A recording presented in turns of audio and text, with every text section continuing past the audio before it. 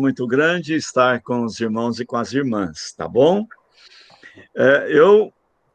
Eu entendo que nós estamos reunidos aqui por causa da Bíblia. Se não existisse a Bíblia, nós não estaríamos aqui. Concordam? Só balançar a cabeça que está concordando. Se a Bíblia não existisse, nós não teríamos é, ouvido, lido a pregação de Jesus, dos profetas. A Bíblia é a razão pela qual nós estamos celebrando mais um ano de vida dos irmãos e das irmãs. Eu dou graças a Deus por aqueles que puderam trazer até nós a palavra de Deus. Eu vou ler apenas um versículo para a gente ganhar bastante tempo. Ele está lá no livro de Neemias, no capítulo 8º, no verso também 8º, tá bom? É um episódio que aconteceu por volta do ano 430 antes de Cristo, quando o povo de Deus estava voltando do cativeiro babilônico, e lá eles passaram aqueles anos todos distantes da palavra.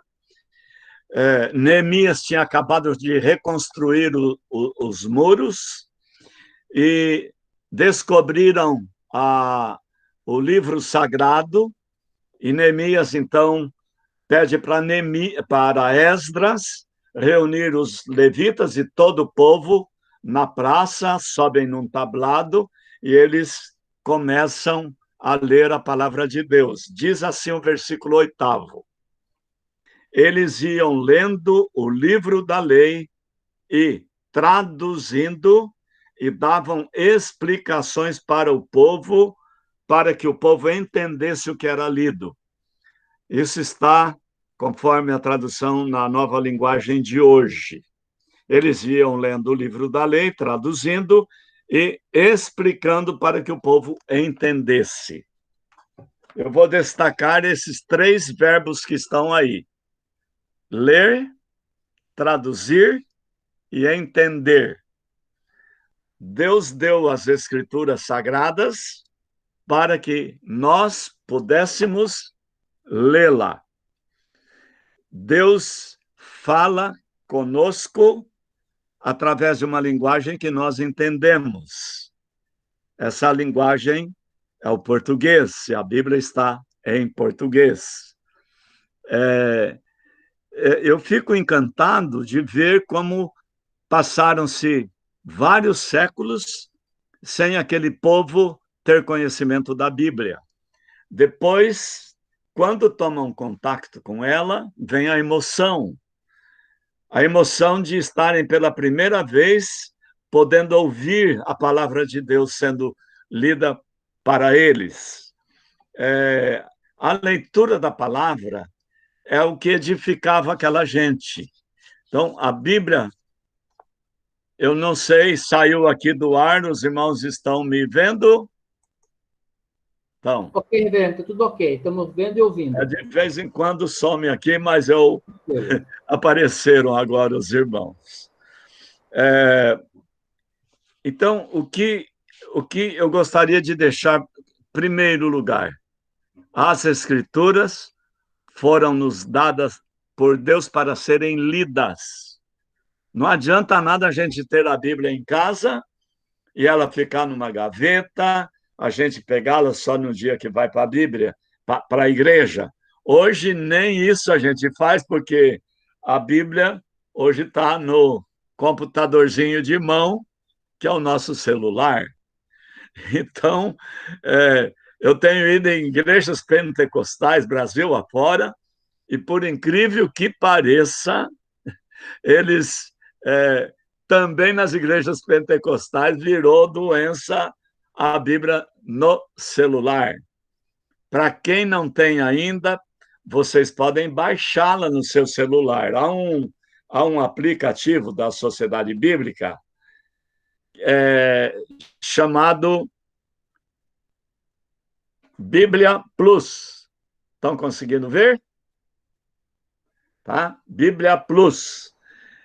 Isso, aqui estão todas as nossas traduções, que são a nova tradução na linguagem de hoje, revista e atualizada, revista e corrigida, tradução brasileira e a mais atual, que é a Nova Almeida atualizada.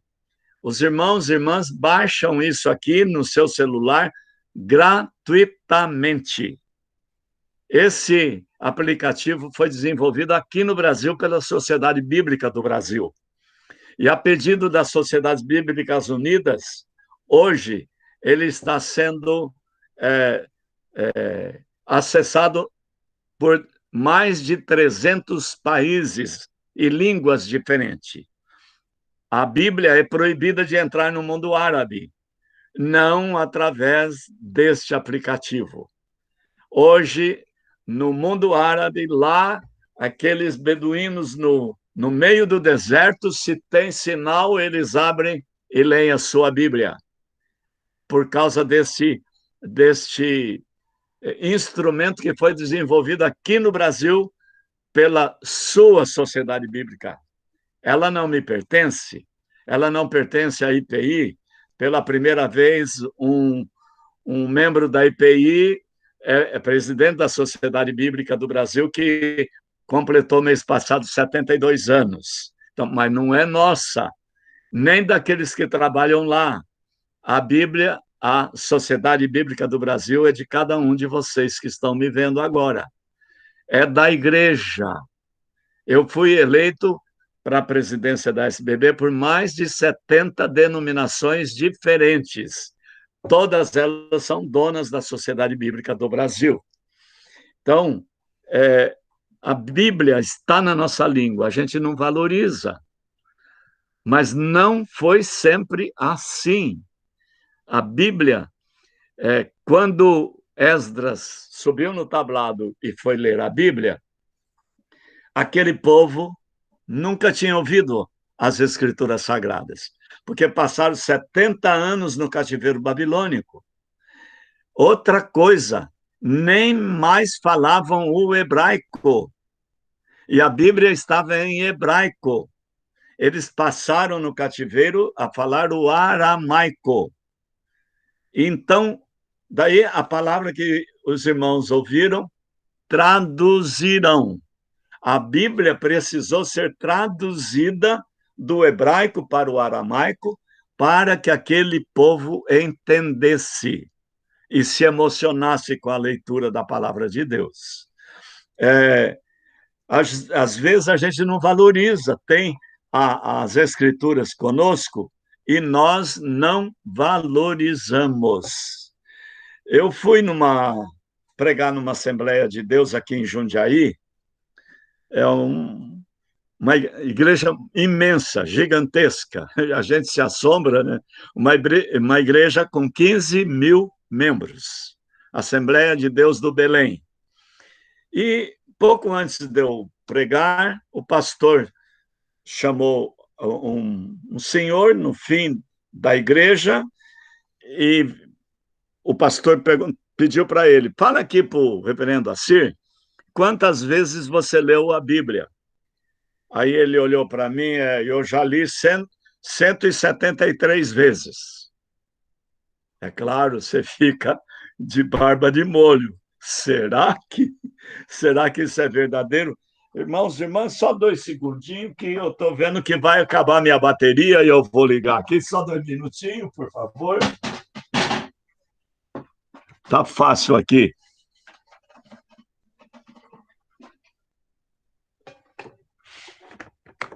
Tecnologia. Me perdoem, eu tinha que ter visto isso antes. Aí eu falei para ele, né? Para esse irmãozinho, muito simples, humilde. Falei, então o irmão com certeza lê umas 3, 4 vezes por ano a Bíblia, pela idade que eu estou vendo que o irmão tem. Ele falou, é isso mesmo. Eu começo no início do ano, na minha preferida, que é a nova tradução na linguagem de hoje. Eu me surpreendi, porque na Assembleia de Deus, a Bíblia que eles adotam é revista e corrigida, tinha uma linguagem muito difícil, por sinal. Aí eu termino, aí eu pego a da nossa igreja, que é a revista e corrigida. Aí, quando eu chego no fim, aí eu pego a revista atualizada.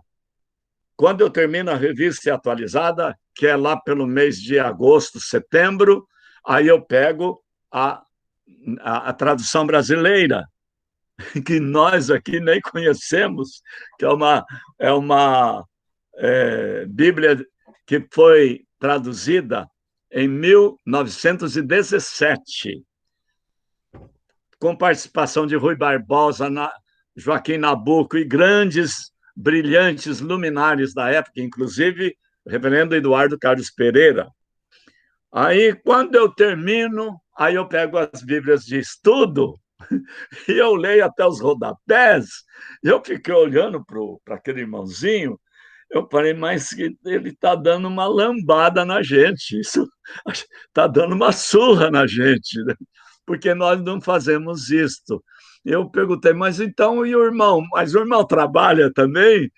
Ele disse, trabalho? O que o irmão faz? Eu sou pedreiro. Mas como o irmão arruma tempo? Quando os meus serventes estão lá preparando a massa, eu cato a minha Bíblia e vou ler. Por isso, minhas Bíblias são sempre muito sujas de barro. Aí, quando eles chegam, eu vou para o trabalho. Chega a hora do almoço, eu almoço correndo para poder pegar minha Bíblia e ler. Irmãos, eu fiquei encantado com aquele homem simples, humilde, com o amor pela palavra de Deus. A Bíblia nos foi dada por Deus para ser traduzida. A primeira tradução é essa aqui que eu acabei de ler, do aramaico, ou melhor, do hebraico para o aramaico. Aqui entra o papel de vocês, meninas, aqui que eu estou vendo. Mulheres. Vocês, mulheres, a educação das crianças em Israel era feita pelas mulheres, até os 12, 13 aninhos, quando a mãe entregava para o pai a sua criança, o seu filho. Lá no cativeiro, essa mãezinha, com seus filhos no colo, contava a história do povo.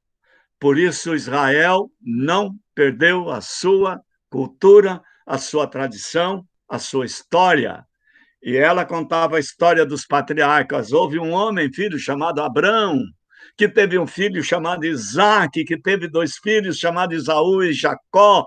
Jacó lutou com Deus no vale de Jaboque e Deus mudou o nome dele para Israel, que é o nome da nossa nação.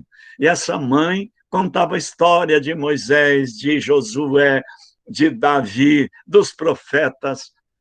Queridos irmãos, queridas irmãs, por isso o povo queria ouvir a palavra de Deus na língua que eles entendessem, porque eles tinham perdido a língua lá no cativeiro babilônico.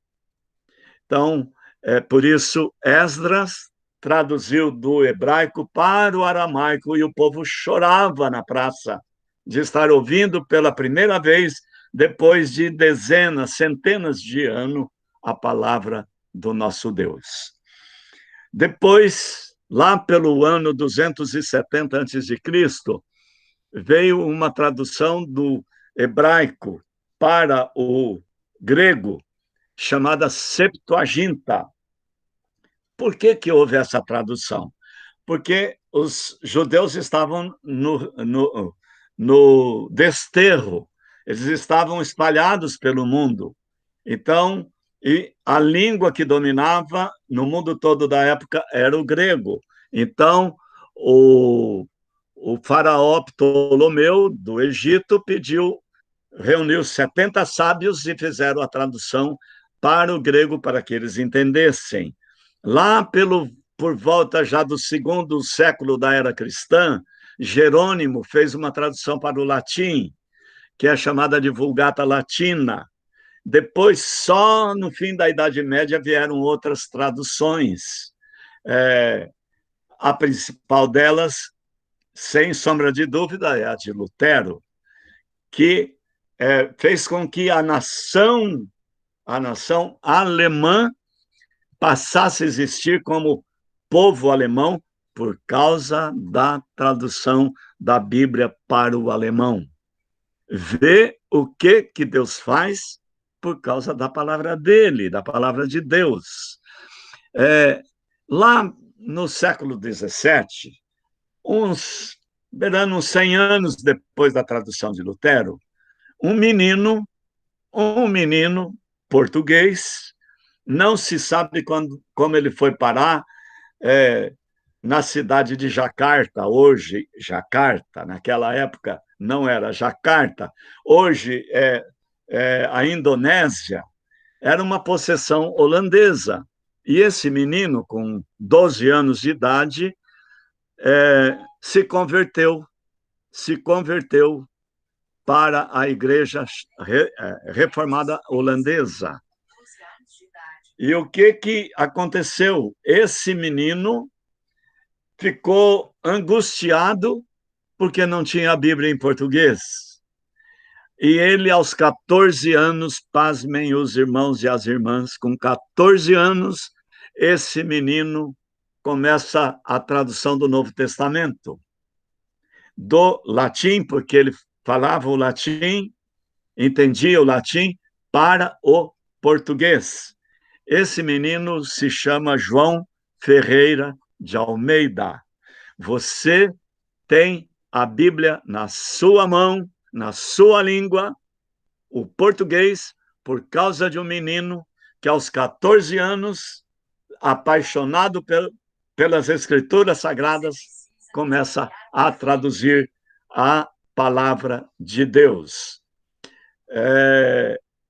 Com 12 anos, com 16 anos de idade, ele terminou a tradução do Novo Testamento. Então, eu fico encantado. Eu estou com 78 anos, eu fico imaginando qual que é o meu legado, qual é o nosso legado. E o menino, com 16 anos, deixa um legado, um monumento deste para nós termos na nossa mão. Temos que dar graças a Deus por homens e mulheres que, no passado, permitiram que nós chegássemos aqui hoje e estar lendo a Bíblia na nossa língua. Hoje, a Bíblia está traduzida para perto de 2.700 línguas no mundo. Não sei se os irmãos e irmãs sabiam disso. São 2.700 línguas que hoje têm a sua Bíblia. Mas no mundo, são mais de 7.000 línguas. São mais de 7.000 línguas. Então, aí, para os irmãos e irmãs terem ideia, pelo menos 4.500 línguas ainda não têm a Bíblia traduzida na sua língua. É importante que a gente diga tudo isso para valorizar a palavra de Deus na nossa mão. Nós estamos reunidos hoje por causa da Bíblia. Completar um ano de vida, não podemos pensar sem as Escrituras Sagradas. A igreja completa um ano de idade e não sabe por quê. Por que ela existe como igreja? Porque está completando seu aniversário, por causa das Escrituras Sagradas. Ela nos foi dada por Deus para ser entendida, ser compreendida. Daí as muitas ferramentas que nós temos hoje. Por isso vocês têm o pastor de vocês, porque ele fez um seminário, ele estudou as línguas bíblicas, as ciências bíblicas, e ele está preparado para interpretar a palavra de Deus segundo os originais. A nossa Bíblia, ela vem dos melhores originais. Se vocês verem na capa das Bíblias da Sociedade Bíblica, ela vem escrita fiel aos originais e aos melhores manuscritos que existem. Homens sábios, homens preparados, foram aqueles preparados por Deus para nos dar a Bíblia na nossa língua. Então, eu fico assim encantado desculpa a minha paixão, a minha empolgação por causa da palavra de Deus. Eu sou voluntário na Sociedade Bíblica do Brasil, meus irmãos e minhas irmãs, desde a adolescência. Eu já distribuí aqueles folhetinhos da Sociedade Bíblica do Brasil. No meu tempo de seminário, eu ia para a Praça da Sé, ia para não sei onde, levando aqueles folhetinhos.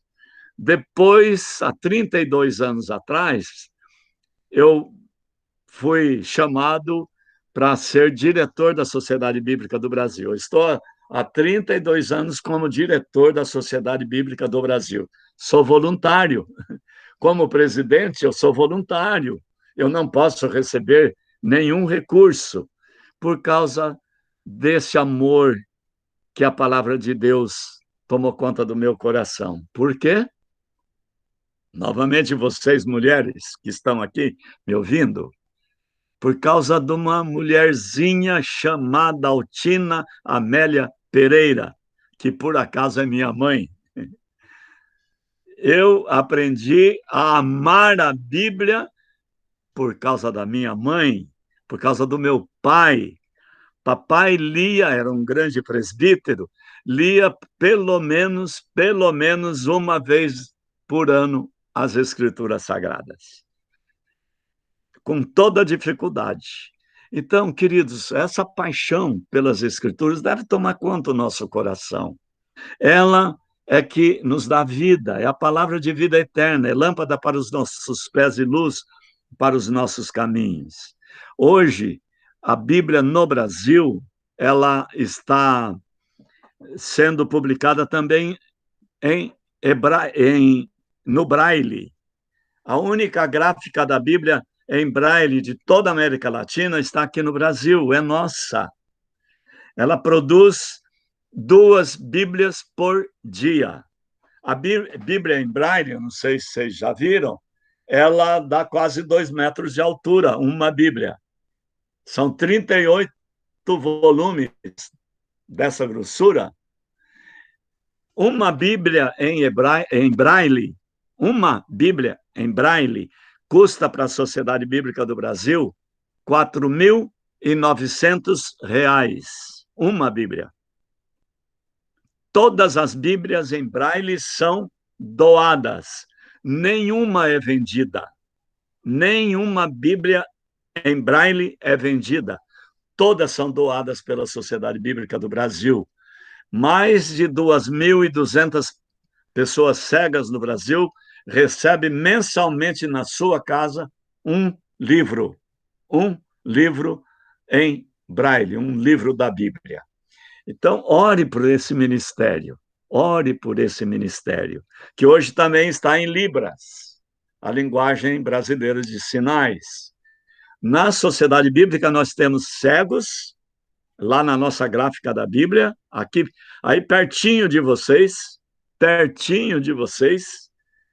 faça aí, pastor, monta uma caravana, espera passar, por favor, a pandemia, espera passar a quarentena, lote um ônibus, vão tomar café da manhã lá conosco, vocês vão ter um tour pela gráfica, uma palestra sobre a Bíblia, almoça lá conosco e depois vão para o Museu da Bíblia. Tudo ali em Barueri, aí pertinho de vocês. Vem gente de Belém do Pará, do Nordeste inteiro, do Brasil inteiro, que lotam um ônibus para ir lá conhecer. Você, minha irmã, você, meu irmão, são nossos convidados lá na Sociedade Bíblica, tá bom?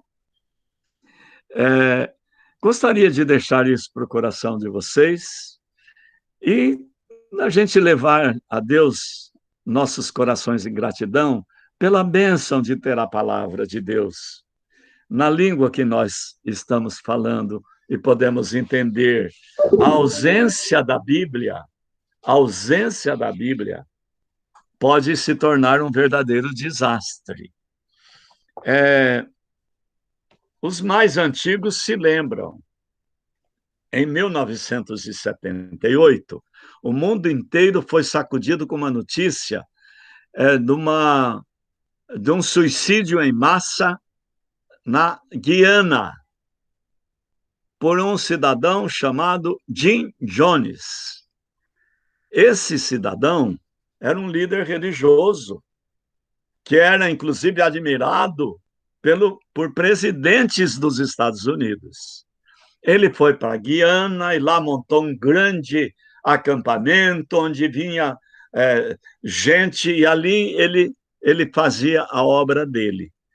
Lá, um certo dia, a polícia é chamada para socorrer, porque alguém conseguiu fugir no meio de toda aquela mortandade, conseguiu fugir e a polícia chegou lá, encontrou 913 pessoas mortas, 278 crianças mortas, das quais 18 bebês, todos mortos por este cidadão Jim Jones. O chefe que estava comandando a operação, o policial, com a imprensa em volta, ele, num determinado momento, parou todo o trabalho para ser ouvido pela imprensa. E uma jornalista perguntou para ele: o que mais impressionou o senhor em tudo isso aqui? Isso que o senhor viu. Falou: o que mais me impressionou, num acampamento religioso, que se diz cristão, um líder religioso que se diz cristão, percorrendo todos os aposentos de todo o acampamento, não encontramos uma Bíblia. Em todo o acampamento não existia uma Bíblia. A ausência da Bíblia desumaniza as pessoas. As pessoas se tornam violentas. As pessoas perdem noção de valores, dos valores fundamentais. Ela perde a noção do que é justiça, do que é o direito. Então, irmãos e irmãs, vamos gravar isso no coração, dar graças a Deus da gente ter as Escrituras Sagradas para poder lê-la, ser edificado por ela e agradecer toda hora, todo dia, porque Deus está falando conosco.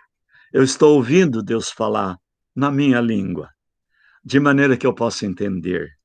Todo mundo quer ouvir Deus falando na sua língua. Por isso, é um ministério gigantesco da Sociedade Bíblica do Brasil traduzir a Bíblia para os indígenas. E os irmãos e irmãs não têm ideia de uma coisa que aconteceu. Os indígenas, os índios brasileiros, as nossas tribos e nações indígenas, não possuem grafia. Então, imagina a dificuldade de traduzir a Bíblia para uma língua que é chamada de ágrafa, quer dizer, que não tem os caracteres como nós temos, o abecedário como nós temos. O que os linguistas, para traduzir a Bíblia, tiveram que fazer?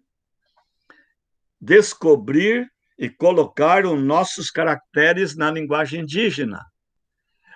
A Bíblia permitiu que o índio brasileiro, que tem a Bíblia na sua língua, consiga ter uma grafia.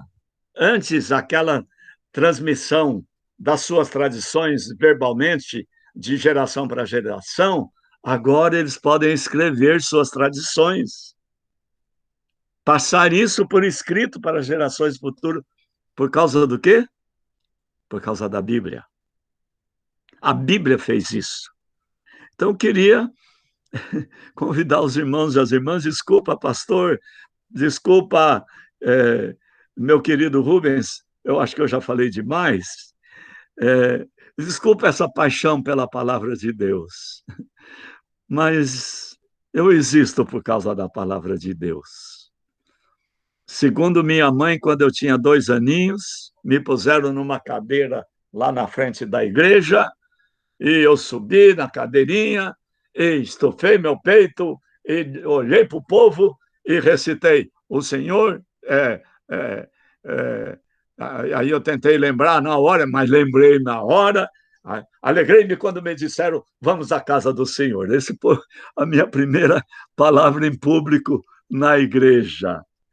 Então, queridos, mamãe fazia estudo bíblico conosco, concursinho bíblico, para saber quem que falava mais versículo de cor, e eu corria lá, eu ganhava sempre dos irmãos, porque eu, eu aprendi com a minha mãe a paixão por decorar, e chegou num ponto, isso vocês mães, vocês avós, olha só o papel de vocês, como vocês são importantes. Insista para que seus filhinhos, seus netinhos, gravem isso na cabecinha. Porque eu cheguei um momento de pregar 3 vezes no mesmo texto, na quarta vez eu já não precisava mais da Bíblia, eu repetia de cor aquele texto inteiro.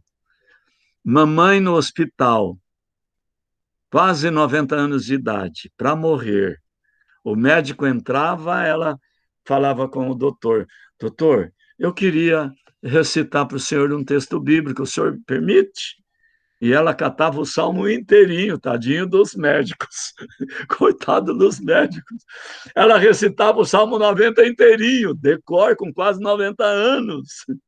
Salmo 23, e lá ia, salmo 1, era uma coisa linda. Então, dou graças a Deus de ter crescido numa casa assim.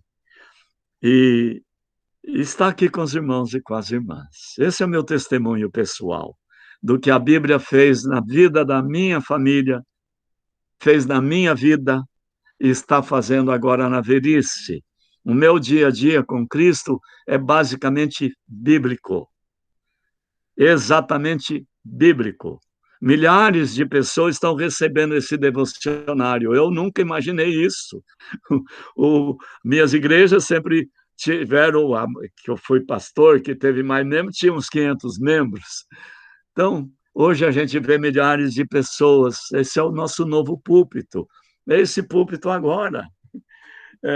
Pastor, olha só o seu púlpito. É um púlpito inesperado que nós não imaginávamos. Vamos dar graças a Deus pela inteligência humana de ter criado toda essa parafernália tecnológica que permite nós estarmos olhando um no rosto do outro, podendo abraçar virtualmente. Isso é bênção divina. Deus esteja com os irmãos e com as irmãs. Um ósculo santo para todos vocês.